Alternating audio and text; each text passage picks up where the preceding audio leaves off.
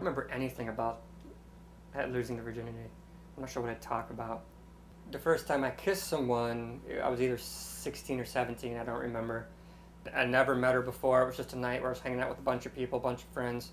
We were at this racetrack, and after it was closed down, we got kind of snuck up on the podium where they raised the flag. We're up there, and she's like, you know, we could kiss. But we were both like really wasted, and I remember just the taste of beer. It tasted like beer. I almost looked forward to that taste. I almost like that little, kind of it was like a weird bitter taste. I don't know what it is. My first real girlfriend was my senior year of high school. What that really was I just was so in love with the idea of being in love. I wasn't really in love with her, but it was my first, like, oh my gosh, I have a girlfriend and we're doing the girlfriend-boyfriend things, and it was all that excitement and whatnot.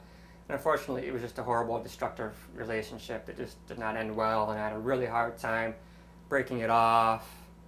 This one time we were hanging out, and we like went back into like the room, you know, where the bed was and whatnot, and we were in there for a while, but I was just so nervous and didn't know what to do that I couldn't even get, like, you know, hard or whatever. I was just so scared to death.